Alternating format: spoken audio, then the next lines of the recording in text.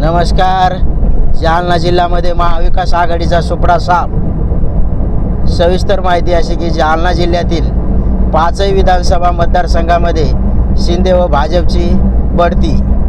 या ठिकाणी श्री मनोज पाटील जरांगे यांचे मराठा आरक्षण आंदोलन सुरुवात या जिल्ह्यातून झालेले असून देखील महायुतीला मोठा विजय झालेला असून महाविकास आघाडीचा सुपडा साफ झालेला असून यामध्ये 99 मतदारसंघ परतूर मंठा यामध्ये भाजपचे श्री बबनराव लोणीकर विजय झालेले असून तसेच 100 घनसावंगी विधानसभा मतदारसंघामध्ये शिवसेना शिंदे गटाचे डॉक्टर हिकमतदादा उडान हे जॉईंट क्लिअर ठरलेले असून 2568 या मतांनी निवडून आलेले असून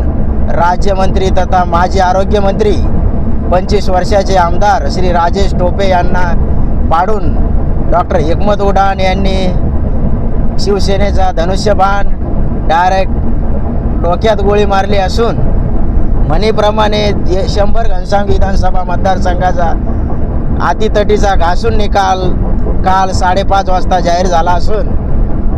अलाउसिंग रात्री 10:30 नंतर करण्यात आलेली प्रचंड तणावाच्या वातावरणामध्ये जालना 100 मतदारसंघ घनसावंगी मतदारसंघ निकाल लागलेला असून यामध्ये 101 जालना मतदारसंघ जालना किंग म्हणून प्रसिद्ध असलेले अर्जुन भाऊ खोतकर माजी राज्यमंत्री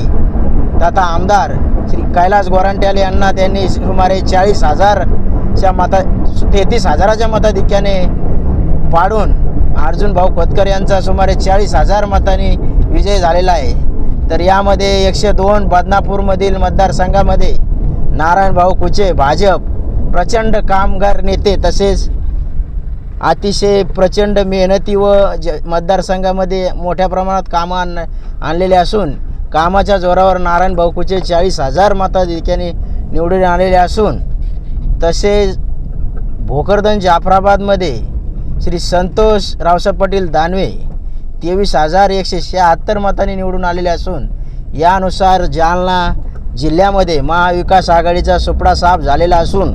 अतिशय चुरशीची लढत राहिलेली 100 घनसावंगी घनसावंगी विधानसभा मतदारसंघामध्ये अतिशय अतितटीचा सामना राजेश टोपे तसेच डॉक्टर हिकमतदादा उडान यांच्यामध्ये झालेला असून सर्व फेऱ्याची दुबार मोजणी करून देखील राजेश टोपे पिछाडीवर राहून पडलेले असून राजेश टोपेच्या